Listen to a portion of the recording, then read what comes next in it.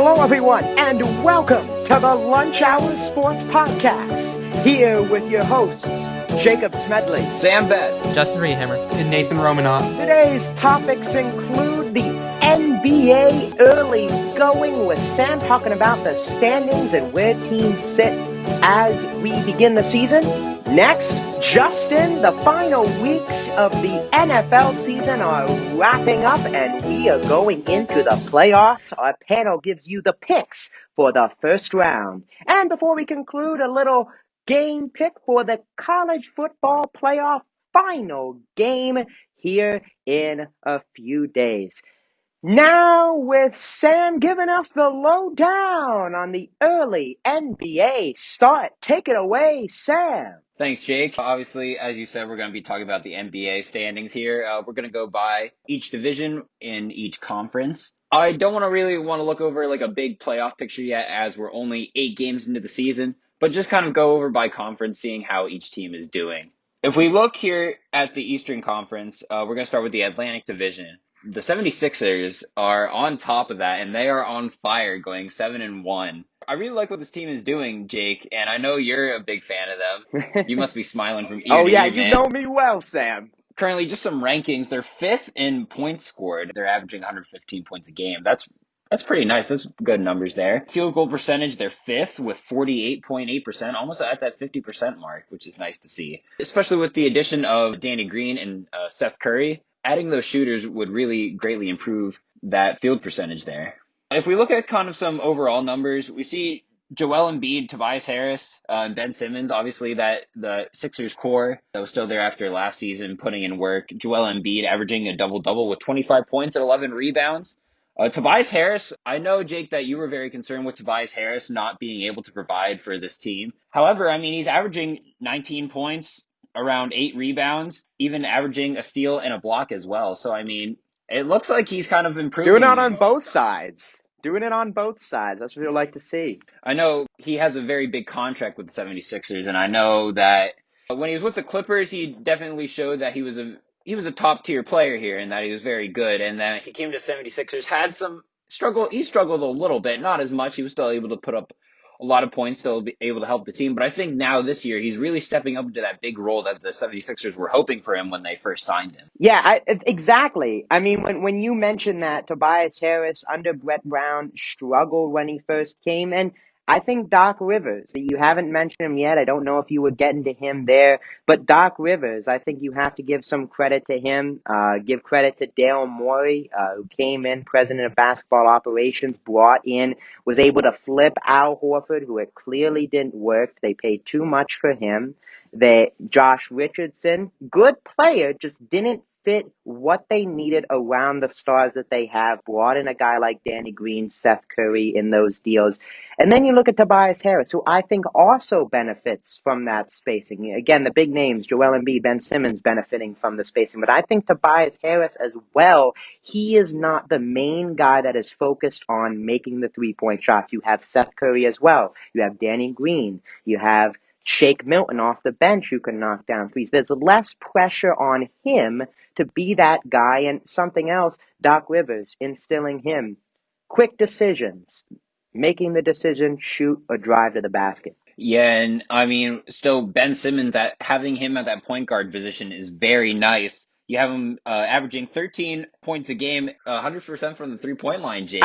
He did miss one here tonight against the Nets, so that is dropping to 50%. But hey, that's great news, man. Yeah, and I mean, with Dwight Howard, Tyrese Maxey, the first-round pick that the 76ers acquired this year, the bench looks pretty nice too, and I'm glad to see that the 76ers are really have some great production going on, and hopefully they can carry that with them throughout the rest of the season. You hopping on the bandwagon, Sam? We'll see. We'll see how the Raptors do. I know I am. That's for sure. They've looked great. Yeah, as we move on to the Central Division, we have the Indiana Pacers. They lead the Central with a 6-2 record here. Looking at some stats, they're also 5th in points scored with 115. They're tied there for the 76ers. They're 3rd in field goal percentage at 49%. Like, that's pretty. I really like how I'm seeing these teams that they're able to shoot the ball really well, especially with teams like the Indiana Pacers. Obviously, they've had some struggles with injuries to stars like Victor Oladipo. being shut out in the playoffs a couple times. It's nice to see that they're still making baskets and they're making improvements. And I really like one start that they have who's really growing in popularity is Domantas Sabonis. I mean, he's averaging 20 points a game. He has a 57% field goal percentage. He's also shooting 52% from the 3-point line. And he's also averaging a double-double with 11 rebounds. Domantas Sabonis, I mean, he's definitely grown as a player the last couple of years, and it's really nice to see how he's been able to produce for this team. I think an interesting take. I think he's going to be better than his father. I think that I don't think that's too outlandish. His father was a great player, but I think Demontis, as you mentioned, Sam, the skills that he brings to the table. Something you didn't mention, his passing. I think he's the second best passing big man in the league. To Nikola Jokic, maybe doesn't get all of the assists he does, but he's finding open teammates. Oladipo and Malcolm Brogdon, who has had some big games for them this season. The question with me is TJ Warren, big score for them. He's going to be out for a good amount of time here. It was thumb surgery, if I remember correctly. But he was a big scorer for them, especially in the bubble. So it's going to be interesting how they work with that scoring in there, especially when they're facing other Eastern Conference teams. But going to be interesting, a defensive first team, how they continue moving forward. Yeah, definitely. It's nice to see this big kind of three they have. Malcolm Brogdon, Domantas Sabonis, and Victor Oladipo all averaging 20-plus points. I don't think they're going to be hurting for any scores. Obviously, TJ Warren provided a lot of points in the bubble, and he was even doing pretty well at the beginning of the season. Obviously, with having him out, that's going to cut some of that down, but I don't think they'll have a lot to worry about. There's one other concern I have. Miles Turner. Obviously, he's made a lot of noise. He's been a pretty decent player for this Pacers team. However, he's kind of taken a decreased role here, only averaging around 12 points. He's been shooting 46% from the field, but only averaging 5 rebounds, averaging a steal. He is averaging around 4 blocks though. So I mean, he's doing a very good job on the defensive side of the ball. But with TJ Warren going out, I'd like to see him improve in his offensive numbers. Yeah, I definitely agree. I mean, it's definitely tough having when you have that kind of 1A, 1B kind of Sabonis and Turner, like one of them isn't going to have the best numbers. So maybe we could, as you mentioned, with Warren going down, they have that kind of score going down. With Turner, with his ability to knock down the three ball. But I think of him as that interior rim protector. So he might not give you all of the offensive numbers, may knock down a three here and there, but I see him as that guy that's really going to be the anchor to that defense. And really, do you have the defensive number? Because I think that they are one of the best teams in the Eastern Conference defensively with what he brings to the table and what some of these athletic guards do as well. I don't have any defensive numbers on me, but I can imagine that.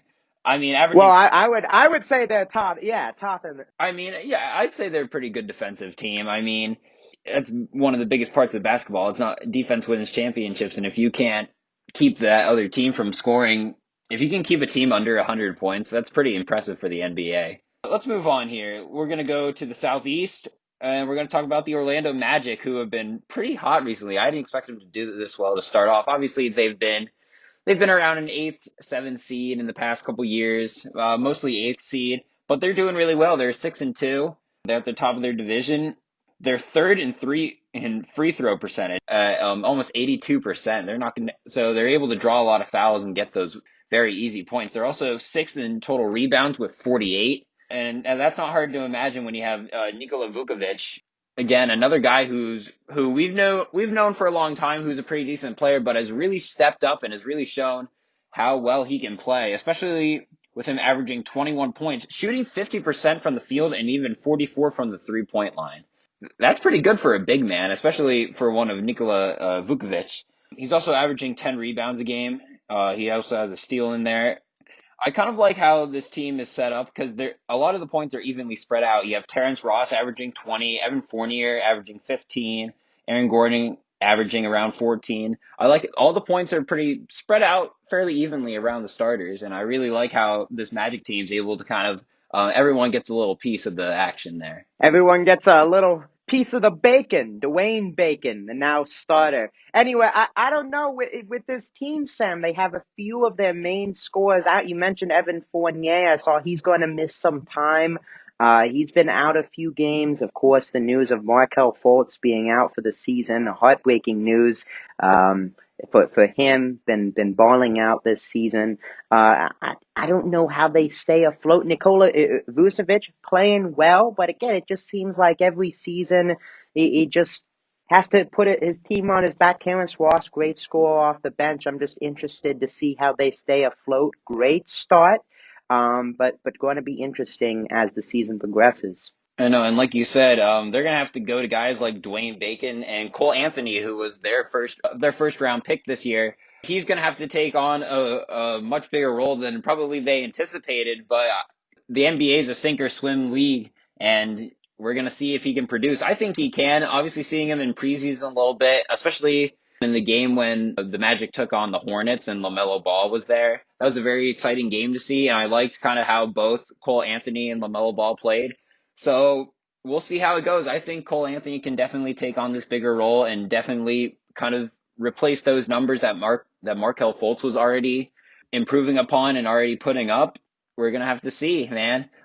This is a very right now, especially with only 8 games played, and this is true for any sports league, any sport in general. Very early to see. 8 games is a very small sample size, so everything's just up in the air. And I think it's going to be great to see how players improve, how players just play their game. Yeah, I definitely agree with that sentiment. All right, so we're going to go on to the Pacific. We're moving on to the Western Conference, the Pacific Division. We have a tie for first as of right now. It's the LA Lakers, who I'm sure no one is surprised to see. I don't even think I need to go over the stats because they're pretty high in all averages. I mean, total rebounds, they're 4th, assists 9th, points scored 10, field goal percentage 4th. If you look here, the points aren't as spread out as, like we talked about the Magic, how they were able to spread them out. LeBron James and Anthony Davis, the two superstars on this team, averaging around 23 points a game. There's not much else to say. Anthony Davis averaging 9 rebounds, LeBron 8 rebounds. They did acquire a lot of some very good players, some guys who were kind of like off. Well, I mean, you had Montrezl Harrell, who kind of came off the bench mostly for that Clippers team. Came over, has been doing really well, averaging 12 points, 7 rebounds, shooting 60% from the field. That was a very big acquisition for the Lakers, especially also with Dennis Schroeder coming in for that point guard position, coming in for Rajon Rondo, who is now with the Atlanta Hawks, I believe. Dennis Schroeder averaging around 16 points a game, 5 assists, shooting 44% from the field. We could see the Lakers going to another championship this year. I don't think that's out of the question. You're locking it up already, Sam. Another championship already. 8 games. Didn't you just say 8 games? Like I said, 8 games is a very small sample assumption. size, but I mean, these are the defending championship Lakers. Kyle Kuzma, Kentavious Caldwell-Pope. It's not out of the question that they could definitely come back to the playoffs. Yeah, I think, again, we're just seeing some growing pains to start. You got a new group in there. You add some new guys in there with LeBron James finding their role. And I think we'll see that mid-season form for this Lakers team really turn into shape. As you mentioned, a championship-level team. Not there just yet, but I think down the line towards the middle of the season, end of the season, we'll see that. And a lot of these teams are built for the play. Like the regular season, it's just working out the kinks, and then the playoffs, that's really in opposition to football, again, as we talk about that coming up here. Like, it's just different where every regular season game, I think, means a bit more in football, whereas the NBA, it's a longer season, like baseball and stuff. It is a lot less, like, importance, you could say, to those regular season games. I can agree with that, but as we look right now, as I'm looking here at some of my notes, we have the Phoenix Suns, who are currently 6-2. Obviously, I mean, you have the LA Clippers, who are 6-3, but they're very close, but they're not in that first position spot. We have the Phoenix Suns instead. This is very interesting to see. I'm glad that the Phoenix Suns are, like you said, teams are working out the kinks. The Phoenix Suns are doing a very good job of that. Second in free throw percentage, 83%. 3-point percentage, they're sixth with around 39%. That's pretty decent three-point percentage there. If we're looking at some of the numbers here, obviously you're going to have Devin Booker, who's been the star of the Suns team for how long? For so many years. He's averaging 21 points a game, 48% from the field. That is very nice to see. I mean, he's going to be this main star, this main scorer on that team. You have Malik Bridges, who was a former first round pick for the Suns here. He's starting to really come up and develop.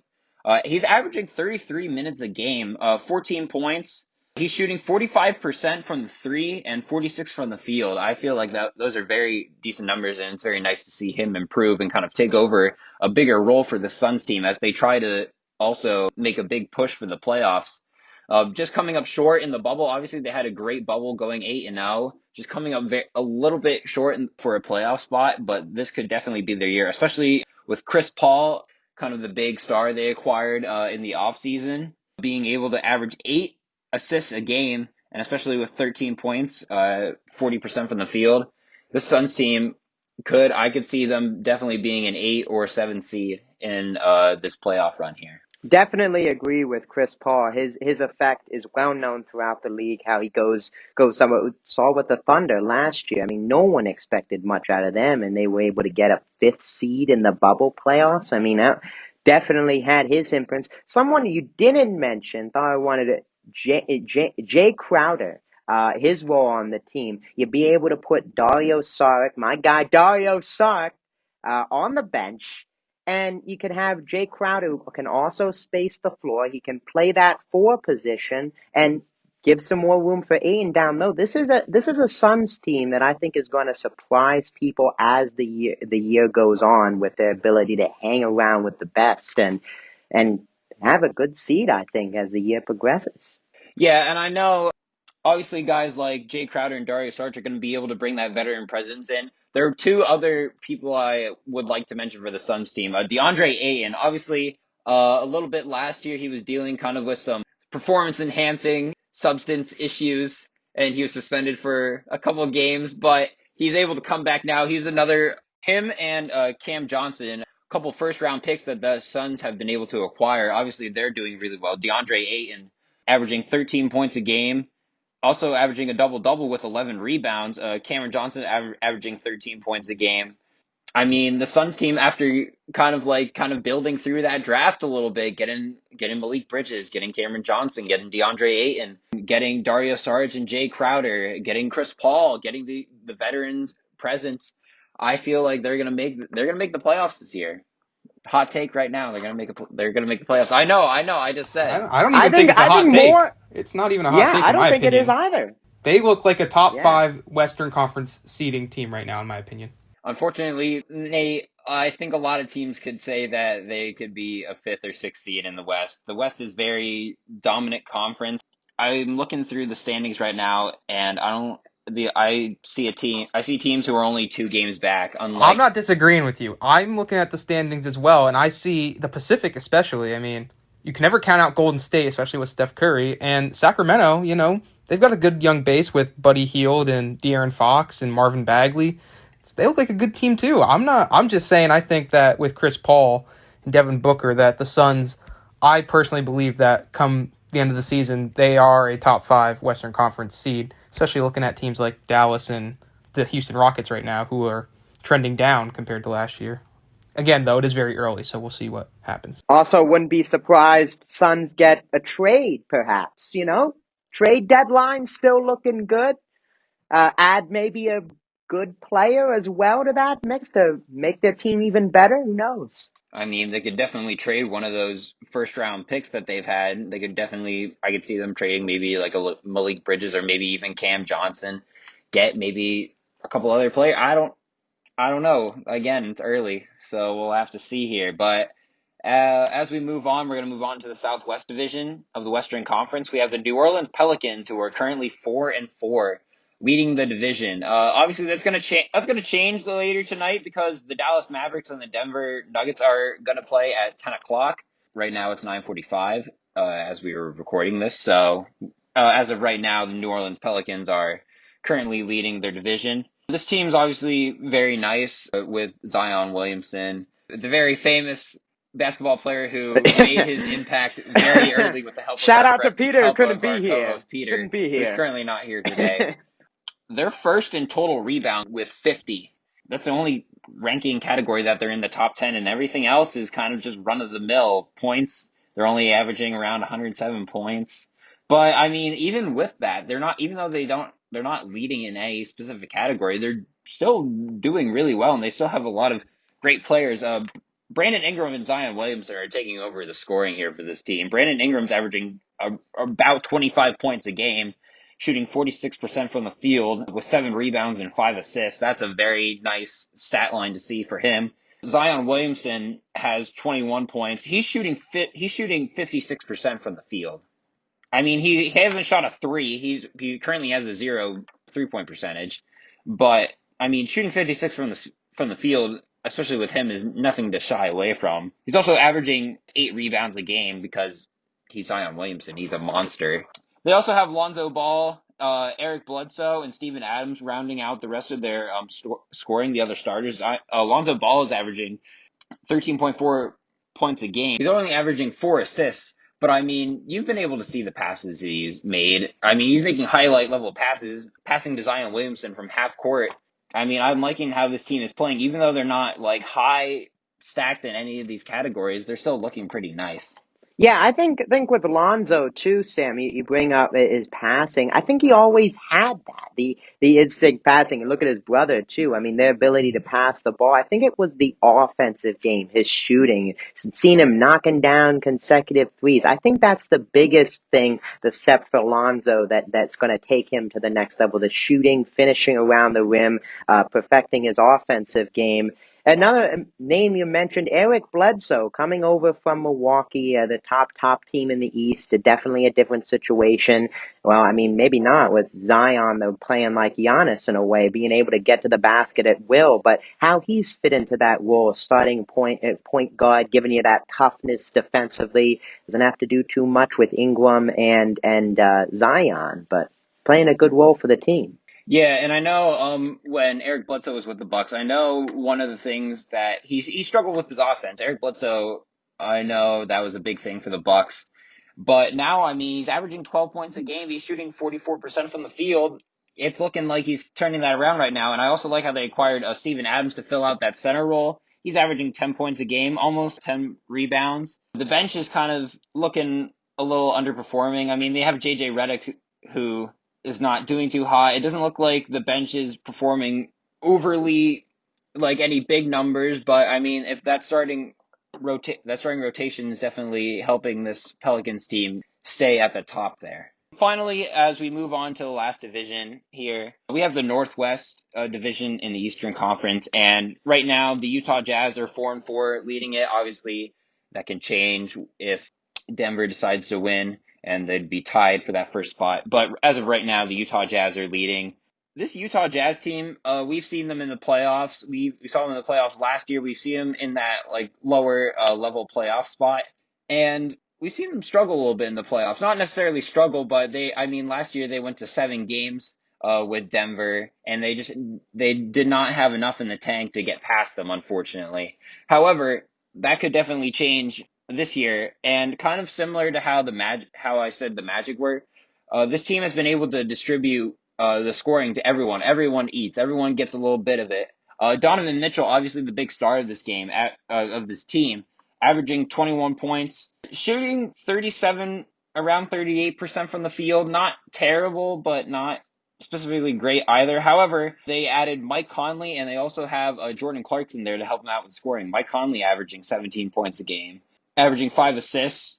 You also have Jordan Clarkson, who's shooting 49% from the field and 42% from the 3-point line. Obviously, having those guys being able to kind of distribute the shooting to other people is very helpful for Donovan Mitchell and very important for this team.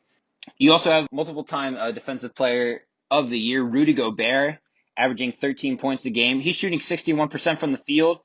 He's also averaging 13 rebounds. which is very nice, averaging that double-double that he's always usually known for. He's also averaging 2.5 blocks a game, which is really nice. Obviously, he's still keeping up with his defensive numbers as well. I don't know. I think, obviously, the Utah Jazz could definitely make the playoffs this year. I feel like if they really want to define that, Donovan Mitchell might want to try to pick it up a little bit. Obviously, he's the leading scorer for this team, but maybe making more effective shots and shooting more effectively from the field would definitely help.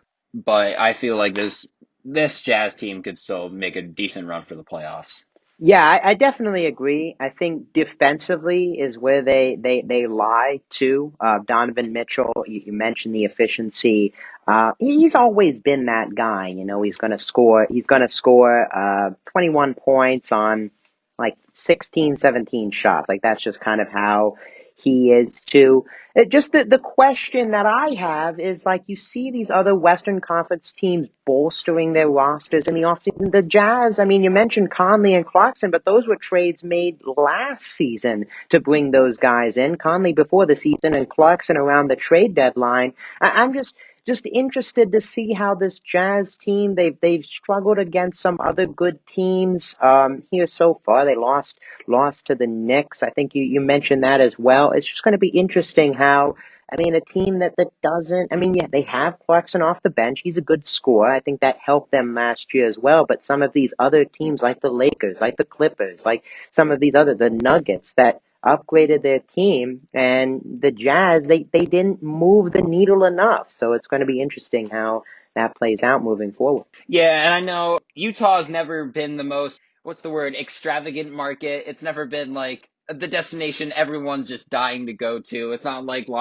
New York, it's not like LA, it's not Florida, it's Utah.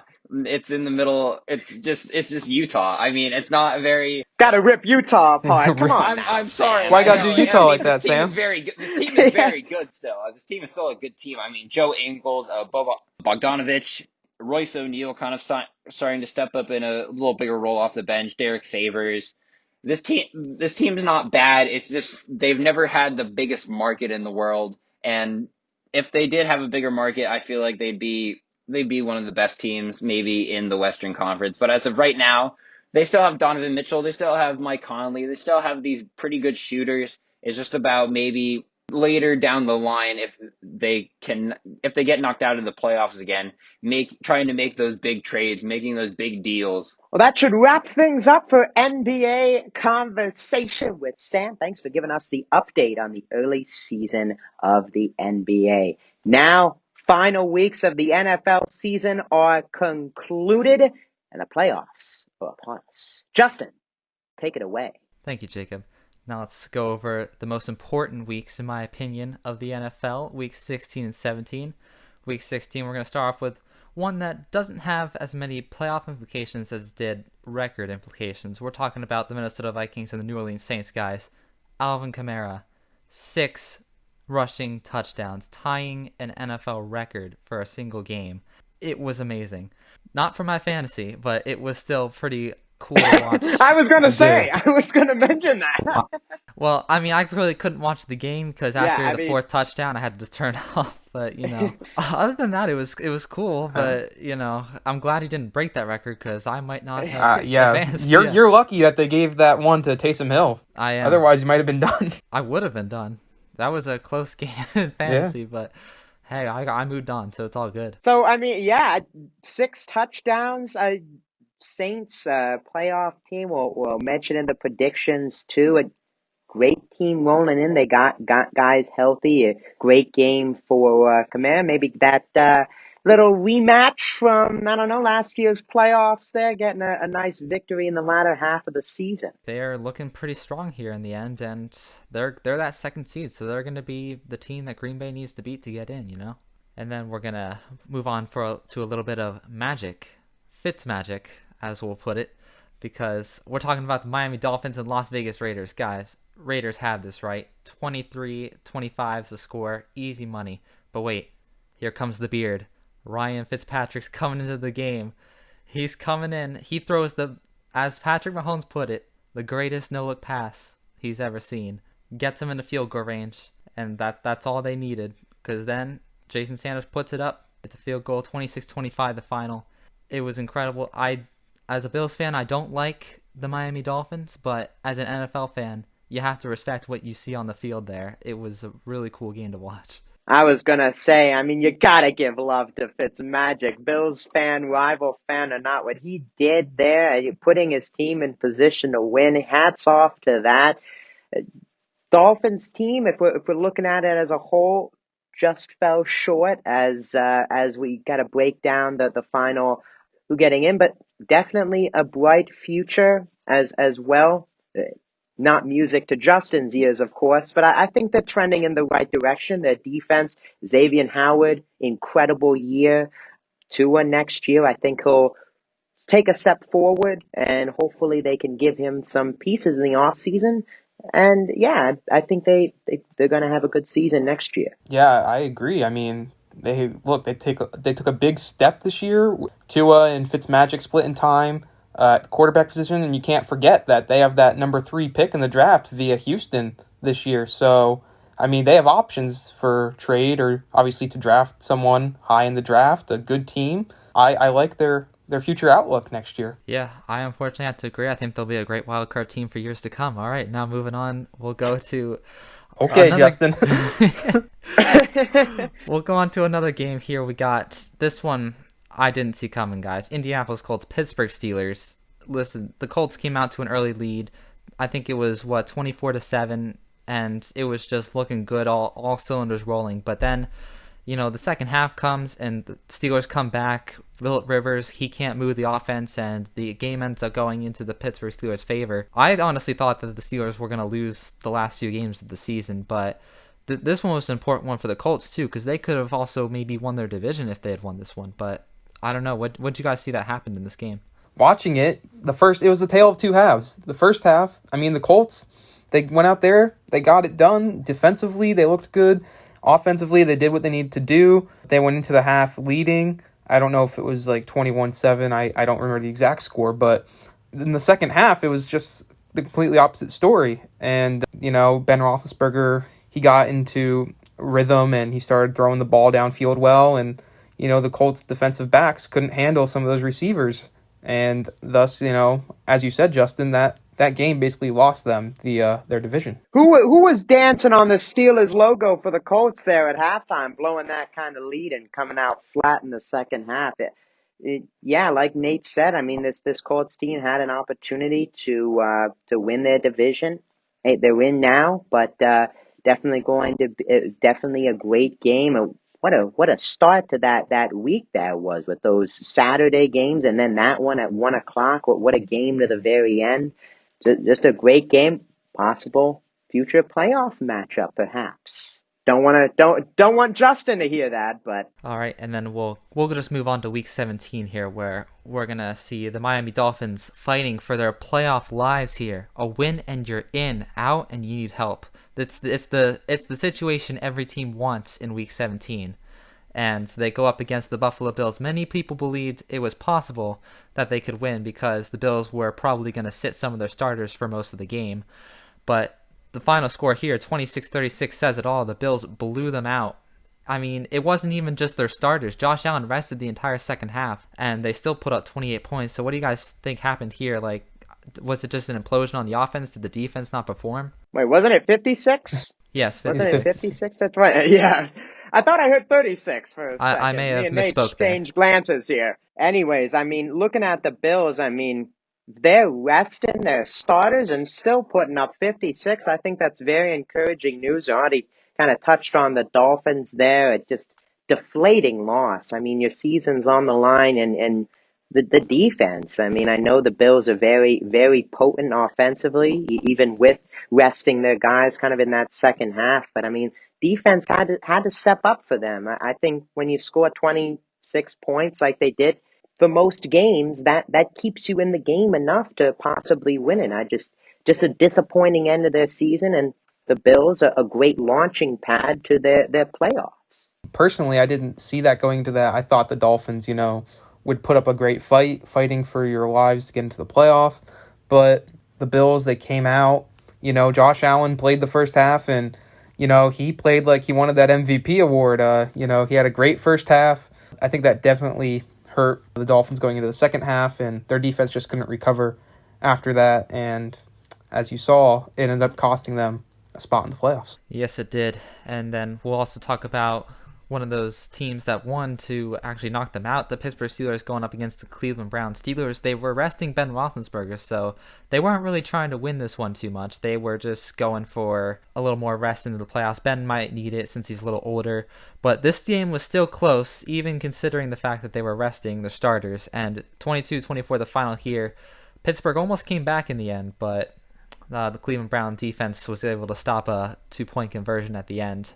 Did you guys see that video? I think it was after the Browns win. They had they were doing the same dance as Juju was after the game. They won. They won by 2 points against the Steelers second string. Come on, Browns. Don't sink to that level. Come on now. But I mean, looking at this game, I mean, hey, Steelers, start Ben Roethlisberger. Keep the rival out of the playoffs. Why don't you? But I mean, good job. Browns were able to hold on. Going to be interesting to see this week with both of the teams at full kind of strength. I guess minus, of course, Odell Beckham for the Browns, but going to be quite a battle, I will say, for this weekend's wild card matchup. I want to also defend the dancing just a little bit, because I don't know if you're really considering it, but bigger news, the first time that they've made the playoffs in 17, 18 years, ever since 2002, 2003. So yeah. It's been a long time for the Browns, so let them celebrate. What that feels like as a Bills fan. I do know that. But the same dance. Yeah, so. And don't forget, I also want to mention going into this wild card weekend, the Bills will also, not the Bills, the Browns will also be without head coach Kevin Stefanski due to COVID. So that is a big loss, in my opinion, for them. I think that'll hurt them. Going back to this game, they did what they needed to do. They won. It wasn't a great performance necessarily. It was a hard-fought game. We'll see what happens. Again, going into this wild card weekend, a rematch. I'm sure tensions will be running high between the two rivals. Okay, and then our final recap before the playoffs here, we're going to do the Washington football team and Philadelphia Eagles. High stakes in this game. Football team winning in. If not, the Giants are going in 6-10, but it didn't happen. The Philadelphia Eagles, they decided not to put their best foot forward here. 20-14, the final score. I'll let Nate take this one first. I got something to say here. Well, all right. The partial Giants fan over there. Yeah. I watched that Giants game earlier in the day, and I was very happy they beat Dallas, and thus I was rooting for the Eagles Sunday night. And it was a good game. It was close. It was a divisional game. Yeah, and I don't buy the bullcrap Doug Peterson puts out that, putting Nate Sudfeld into the game gave us the best chance to win. No, that's just a load of horse crap, all right? Don't feed me that. You should have kept Jalen Hurts in if you wanted to win the game. But in my opinion, Doug Peterson looked at it. He probably was thinking, I want a higher draft pick. Thus, I'm going to put in my backup quarterback who hasn't played basically all year at all. That's how I think of it. I still think, I'm not saying that I'm not like a salty Giants fan who's saying, oh, they tanked, they didn't do what they should have done. But I do think that, putting Nate Sudfeld in, no, don't tell me that was the best chance to win the game. That's just a bunch of crap. So that's, from my perspective, the thing that I guess would hurt the most. Dark times ahead as an Eagles fan, and I really don't like it. We were talking about before we started recording how I felt. Giants, all those guys you talk about, Nate, you're not one of those people. Hey, win more than 6 games, and you don't have to rely on a team. And that's I agree with that. pick. Yeah, but you look at Doug Peterson. Just the decision. The decision's the problem. If he started Nate Sudfeld from the jump. No complaint from anyone. Yeah. There would be no issue with this whole tanking. You're putting him out there at the beginning, no matter what. Putting him in there, fourth quarter, 3-point game. That's where the issue comes into play. This organization is in a very rough spot. I don't want to talk about them too much. They're in a rough spot moving forward. It's sad. Yeah. But the football team going into the playoffs, flipping sides here, their defense, I think if they're good, and we'll get to that, their defense is playing well right now. I mean, Jalen Hurts was, I don't want to say red hot, but he was playing really good football up until that final week. And hey, forced a few interceptions there, caused some troubles. Of course, he is a rookie, but hey, their defense is playing well. Their defense is playing super well, and when we get to that game, I'll have some things to say on that. But we'll just, before we Okay. start our predictions, I'll just go over the final playoff standings. These are the teams that are in: Kansas City for the AFC in the number 1 seed, Bills at 2, Pittsburgh at 3, Tennessee at 4, and then we have Baltimore, Cleveland, and Indianapolis respectively in the wild card. And then for the NFC, you got Green Bay Packers taking that first spot, New Orleans Saints, Seattle Seahawks, Washington Football Team for the divisions, and then you got Tampa Bay Buccaneers, Los Angeles Rams, and Chicago Bears rounding out the wild card. So now it's time to start the predictions, guys. So we'll start out with the Saturday games. First up on the clock, 1:05, Indianapolis Colts heading to the Buffalo Bills. This is gonna Do you be want a to great start, game. Justin? Do you want me to start? Or do you want to Get yours start? out of the way. Yeah. I'll let you get yours out of the way here. You're biased. All right, I'll go unbiasedly because honestly, the Bills Stadium, like Green Bay, is not an easy stadium to play in, especially in January. It's going to be cold. Like, I'm talking the high of the day is 30. And you never know, there could be some snow effect coming in from the lakes. So, I think that honestly, You think Uncle Philip can't deal with that cold? I saw something actually that Philip Rivers has not won a game under 35 degrees since like 2014. Oh, wow. Yeah. Too used to that San Diego can. weather. He is. He's used to that warm weather. And honestly, I think, especially for an older player, it's going to take effect. And with the Bills fans being allowed back into the stands, even with only close to 7,000 fans, it's still going to be a tough stadium to play in. So I have to give the edge to the Bills. And I still give the edge to the Bills because they truly do have the better offense here, and their defense is on the rise. I will agree with you. I am going with the Bills, but I think it's something else to bring up. Jonathan Taylor for the Colts is playing well. Yeah. Nate's giving me the plays, probably getting there as well. Yes, sir. If the Colts are going to win, going to have to play great defense. That's going to be a great matchup. Their defense, stated it before, very good defense. They're going to have to control the tempo. They're going to have to keep the ball away from Josh Allen, who's phenomenal this year. They've got to keep the ball away from him, and it starts on the ground to control the time of possession. But I got the Bills winning. It's going to be a close one, but I got the Bills. I agree here. I have the Bills winning as well. I think it'll be a close game. Like Jake said, Jonathan Taylor, he has played a tremendous rookie season for the Colts running back. And again, Justin, you mentioned the struggles for Phillip Rivers, and I agree that he might struggle, which is why it's vitally important that the Colts utilize Jonathan Taylor and get the run game established early in the game and use it throughout, controlling the tempo, running the ball, running out using up clock time, keeping Josh Allen off the field. I think that's very important if the Colts want to win. But I just, the Bills' offense, very high powered, Josh Allen, Stephon Diggs.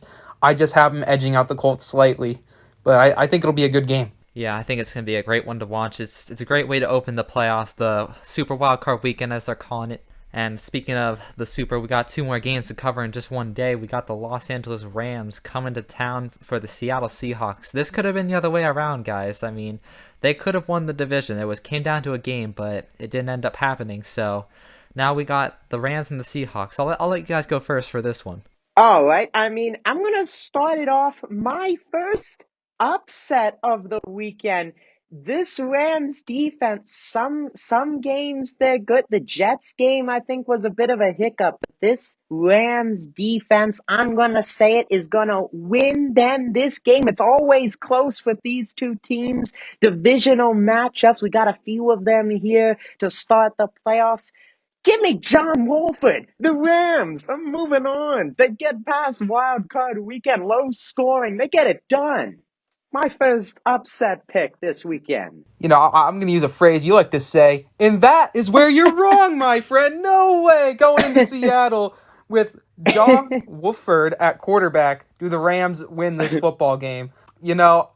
Listen, the Rams, they lost to the Jets. That basically cost them essence of the division. They have Wolford at quarterback as of right now. I don't know if Goff will play, but even if Goff does play, I don't have faith in the man. I don't think he's a high caliber quarterback, and I like Russell Wilson in the playoffs. I know Seattle's offense hasn't been playing that great back half of the season, but their defense in recent weeks has stepped up, and they did recently beat the Rams in Seattle. So I'm taking Russell Wilson and the Seattle Seahawks at home to win this football game. I'm going to simplify this one for you guys, all right? This is going to come down to Jared Goff's health. If Jared Goff is 100% or 90, 80% can play the whole game, I think the Rams are going to win it. But if he's any less than that or he doesn't play at all, then it's going to be the Seahawks, because we're talking about two forces coming together. You got a strong defense and a strong offense. And usually when that happens, it's the other side of the ball that decides the game. And if that's how it's going to be, I think that Seattle's defense can handle Warford, and I think they can handle under 80% Jared Goff, but they won't be able to handle any more than that. So I think it really comes down to that. But with the way it's trending right now, I'm going to have to go with the Seattle Seahawks for my pick. And then we'll move on then to the final matchup at 8:15. This game doesn't seem like a playoff game, but it is. We have the Tampa Bay Buccaneers heading to town to face the Washington football team. My God, it's happening. I want to hear Nate first. What are you thinking? Hey, whoever wins the most games, the NFC East, go ahead. You get a free ride to the playoffs. And that just turned out to be the Washington football team, who, I'm not going to hit on them. They had a really good defense throughout the year. Young stud Chase Young, he said, "I want Tom Brady. I want Tom Brady." After that Eagles game, and he's gonna get them. They're coming to town, the Tampa Bay Buccaneers. And I'm going with Tampa. Listen, I like Washington's defense, but the Buccaneers, that high-powered offense with Brady, Antonio Brown, Evans, Jones in the backfield, Gronkowski at tight end. I mean, I just don't see how the Washington's defense can stop the offense, or how Washington's offense could keep up with the Buccaneers. So I'm going with Tampa. Yeah, I'm going to go off of something that Jacob said here back before we started the predictions. He said about how Washington's defense is very good and how they were able to force Jalen Hurts into a lot of mistakes. However, Tom Brady's not Jalen Hurts. Tom Brady is experienced quarterback. As of right now, he is the GOAT. And so I think that Tom Brady coming in with this revitalized offense over the season, I think he's going to have to get this first one done. It's almost a no-brainer for me here. Coming into the football team, I just don't see them being able to win with their offense being what it is. That is where you are right, both of you. That's my phrase, Nate. No, I think the Bucks. I think they take this one. I just want to see if it's closer, and that Washington defense can maybe cause Brady some problems, and it's a bit closer than maybe even you're expecting there, Justin, Nate. But yeah, I'm taking the Bucks. It's the sweep here from all of us.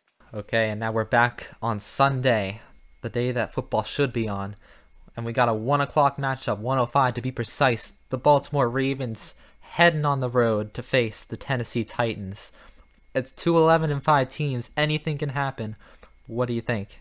This is a tough game here to predict. And when you look at it, the Ravens are coming in to this postseason. They're coming in hot, all right? I think they're on like a 5 or 6 game winning streak, something like that, at the end of the season to get into the playoffs. And, the Titans are the Titans. They have Derrick Henry, best running back in the NFL. Leading rusher, over 2,000 yards rushing this NFL season. Only the 8th player in NFL history to have a 2,000-plus yard rushing season. But when it comes down to it, I mean, the Titans, they're at home. Derrick Henry, best running back in the league. It's going to be so close in this rematch from last year's playoffs. But I'm going to give it to the Titans just. I like Ryan Tannehill. He's got weapons at receiver. I'm going with the Titans. Close, though. Close. Ravens, Titans. You guys going both Titans. That is where you are wrong. That's how it's done, Nate. The Ravens get revenge this year around. They're not going to tolerate Derrick Henry. this safety isn't going to get stiff-armed. Okay, maybe someone else might get stiff-armed, but I'm going with the Ravens. Revenge game on a different turf, if I'm not mistaken. Yeah, it's in Tennessee. It's not in Baltimore this time around. I think Lamar Jackson is out to prove something. Last year, Titans, I saw a video, they were out talking on the Raven Shield to start the game, won that game. Bad blood between these teams. I'm going to say the Ravens win the running game battle. Whoever wins that battle is going to win the game in my eyes. I think Lamar Jackson is going to have a fire under him. He's going to have a great game, and I have the Ravens moving on. Yeah, I mean, it's not a bad pick, but I still got to go with the Titans. And then we'll move on to the next one here. Chicago Bears and the New Orleans Saints. Bears almost didn't make it, but barely squeaking by after the Arizona Cardinals lost Kyler Murray. So what are you looking at for this one? Because it's going to be a pretty good game, but I think overall we know who's going to win this one. Yeah, as you would allude to there, Justin, I have to go with the second seed Saints. They look like they're the more complete team. Drew Brees and, with Alvin Kamara in the backfield, who should be back by all counts from COVID for this game. Would have been different if they would have been playing on Saturday, but they got the Sunday slot, so Kamara is able to play if he is ready. And, I think the Saints, they'll win this one. The Bears barely got in. Trubisky's playing better, but it's not enough to beat Drew Brees and the Saints. Trubisky, he's the hero. He's not the hero they wanted. He's the hero they needed. Yep, exactly. But got the Saints. I got the Saints moving on in this one. Yeah, I totally agree with Nate here. Saints get it done. Trubisky has been playing well. I don't think he can ride that momentum into the playoffs. I think the Saints, whole different monster defensively than what he's kind of faced, and we saw him struggle in that Green Bay game. I got to go with the Saints here. Moving on. Yeah, I have to agree as well. The New Orleans Saints, they're a very good team, very complete team. One if maybe even the most complete team in the NFC. So I think they're gonna take this one. But I hope that Trubisky does put up kind of a fight. I'd like to see an interesting game, in the 4:00 window there. And then the final playoff game of Super Wildcard Weekend, the Cleveland Browns and the Pittsburgh Steelers. Pittsburgh is actually favored in this game by a touchdown, guys. I want to hear it. What are you thinking? This is probably one of the tougher matches for me to predict. I believed even after last weekend, this past weekend, it was close with Mason Rudolph at quarterback, but I had more faith, honestly, in the Browns going in. But now that they're without Kevin Stefanski, it's tough. I mean, I would have gone with the Browns had they had Kevin Stefanski, their head coach, there. But obviously because of COVID, he can't be there. I still like the Browns' running game. Chubb and Hunt, the best two running backfield, I think, in the NFL. I'm going to stick with it. I'll stick with the Browns. Maybe most people would say Steelers after what happened, and despite not having Stefanski, but I'll just go Browns. I'll stick with them. I'll stick with my guns. Me and you, Nate, we are on the Browns train. My second upset pick of the week, the Browns, playing inspired without their head coach. They're going to get it done. They're not even going to make the playoffs. They're going to win the first game against a divisional rival on the road. I'm going to say Baker Mayfield throws 3 touchdowns, and they win. Let's go, Browns. They're getting it done. What do you have to say, Justin? Two here, going for the Browns. I say I'm the only one who hasn't done it, and that is where you're right. I have to agree there. Yep, you like it. Sweep it up, sweep the That's underdog. right. Yeah, I believe that you're correct, because the Cleveland Browns, they've been working hard all season. Yeah, they didn't do as well as they would like to last game, even though they won. I think that this one's going to be completely different. They're going to come with a whole new mindset. And even without Kevin Stefanski, yes, it's going to be close, but I believe the Browns have enough of a chip on their shoulder to get this one done. That should wrap things up for the wild card weekend, and the final weeks of the NFL season will definitely be a treat to watch coming up. Wrapping up to today's episode, last one, we did the picks for the semifinals. Well, now we have the final. Monday night, Alabama, Ohio State. Guys, what are we thinking to win the granddaddy of them all? Well, that's a Rose Bowl, but the college football final. Who's taking it home, guys? It's not personally what I expected. I think most people would have expected Clemson, Alabama. That's fair given Ohio State, some of their performances. But Justin Fields showed up, played a heck of a game against Clemson. Unfortunately, I don't see the same story playing out against Alabama. He can show up and still have a great game, but Alabama's offense is just so high-powered, so many weapons. Devontae Smith, Najee Harris. I mean, I even heard they might have Jalen Waddle back somehow. I don't know if that's going to happen, but hey, there's rumors that he could play. I'm going with Alabama. Could be a high-scoring affair. Probably will be. I'm sticking with Alabama. Justin, Sam, what do you got? It's going to be weird to hear my voice here, guys, because I don't usually talk after the football section, but I'm back, all right? Still is football, just so we are all clear. It's still football. It's still football, but it's not NFL. It's not what I'm used to. But I'll make a pick here, all right? Listen, I might not know much, but I know that anybody can win on any given day. And listen, I'm going to say it now. If Justin Fields has an outstanding performance the way he did last game, I believe he will win. So I'm going to lock my pick in Ohio State. I'm going with the upset, if you would call it that. And I believe Ohio State will win it. Okay. I'm going to go roll tide here. We're going to go Alabama wins it. I mean, they've always been a powerhouse, especially being in the SEC conference. I think Alabama's going to take it. Of course, you would say that, Sam. 3-1, 3-1 or 2-2 here on the picks. Sorry, Justin, you're the lone wolf here. I say roll tide roll. You got 2 Heisman finalists on that offense. I don't know if Ohio State's defense is going to be able to keep up. Hey, I would love to see a Fleming touchdown in the big game, though. A kid from Southern Columbia getting a touchdown in the biggest college football game. But yeah, I got to go with Alabama here. I mean, if Ohio State wins, hats off to you, Justin. The guy doesn't follow college football at all. Place the bets now, people. Place the bets now. Place the bets. Take the bets with Justin. Well, that will do it for today's special weekend wildcard weekend episode. Thank you all for listening. You can catch future episodes right here on YouTube. Again, thank you all for listening.